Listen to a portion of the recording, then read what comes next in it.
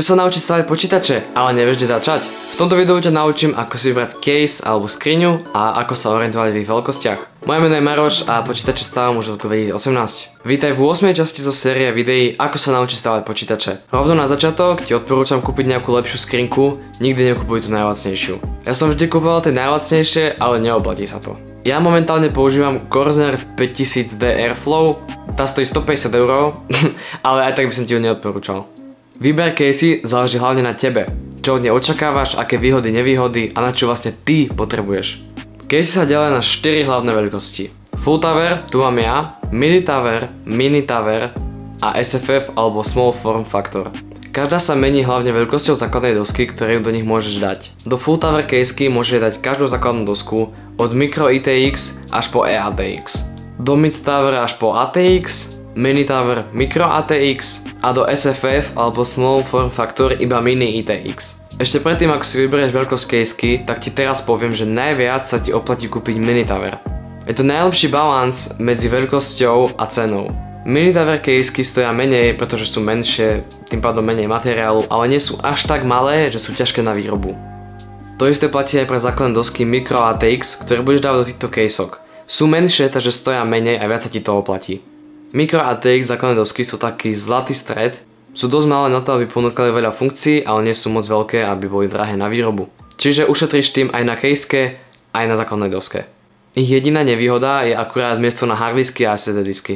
Väčšinou majú iba na 2 alebo 3. Druhá najpodstatnejšia vec hneď po veľkosti casey je, aký má case Airflow. Airflow alebo pretok vzduchu, čo proste prejde cez ňu. Toto je veľmi podstatné, hlavne keď máš výkonný počítač, ale je to podstatné aj keď nemáš taký výkonný počítač. Vždycky je viac airflowu lepšie ako menej, v každom scenáriu. Jednoducho, čím väčší airflow, tým chladnejšie sú tvoje komponenty. Čím chladnejšie sú tvoje komponenty, tým vyššie sa môžu overclockovať. Čím vyššie sa overclockujú, tým máš lepší výkon. Takže čím viac vzduchu rovná sa čím lepší výkon. To isté platí aj naopak. Keď tvoja case nemá dosť dobrý airflow, tak sa ti bude počítač zdať pomalší a pomalší, čím dlhšie bude zapnutý. Čiže keď si budeš vybrať nejakú caseku, tak určite hľadaj nejakú, ktorá má vpredu veľa miesta na ventilátory. Ideálne, ak ich je vidno spredu casey, pretože veľa casek má iba na boku taký pás voľný, ale to nestačí skoro nikdy. Výška chladiča na procesor a dĺžka grafickej karty. Nie každá caseka je stavaná na vysoký chladič alebo na veľkú grafickú kartu. Preto vždy pred kúpou casey si over, či ti do nej vojde tvoja grafika a či máš dosť nízky chladič na procesor. A keď máš stok chladič, ktorý ti prišiel s procesorom, tak na 99% ti vôjde do casey. Jedine kebyže kúpeš nejakú micro ITX caseu. Vždy si over, či ti vôjde grafická karta a chladič na procesor do casey. Väčšinou to píše v popise. Koľko by si mal teda minút za caseu? Určite by som nekupoval nič lacnejšie ako 50 €, ale je tu pár výnimiek. Tieto výnimky vieš nájsť, keď použiješ všetky rady, o ktorých som hovoril predtým. Podľa mňa taká zlatá stredná cesta je caseka okolo 80 až 100 €. Vtedy už kupuješ kvalitnú skriňu, ktorá ti vydrží aj do budúcnosti od značky, o ktorej si už niekedy v živote aj počul. Tu máš pár tipov na casey, ktoré som v minulosti použil a bol som s nimi spokojný. Zalman T7. Toto je najlacnejšia case na tomto zozname a stojí iba 40 €. Je skôr určená na kancelárske práce, ale ak stávaš nejaký budget herný počítač, myslím, že by si ho aj tak mohol použiť. Nie je postavená z tých najlepších materiálov, ale tzv. Gets the job done. Za 40 € myslím, že v pohode a takisto v cene sú aj 220 mm ventilátory. Endorphy Signum 300 a Regnum 400. Tieto dve casey sú podľa mňa najlepšie na trhu pomer cena výkon.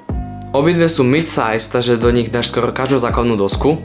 Rozdiel medzi nimi je hlavne v dĺžke a cene. Signum stojí 80 € a je o 2 cm kratšia ako Regnum, ktorá stojí 90 €. Obidve majú 4 RGBčkové 120 mm ventilátore už v cene. Ako som už hovoril, toto je asi najlepšia caseka pomer cena výkon, ktorú odporúčam skoro každému.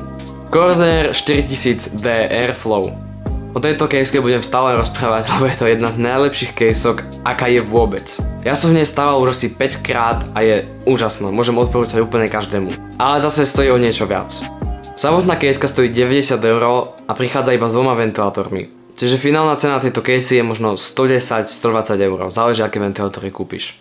Je trochu širšia ako Endorphy Signum a Regnum a túto caseku by som odporúčal každému, kto stáva počítač nad 1000 €. To bude pre toto video všetko, ak sa ti páčilo, budem rád za like a odber a dúfam, že sa vidíme pri ďalšom videjku. Zatiaľ čauko.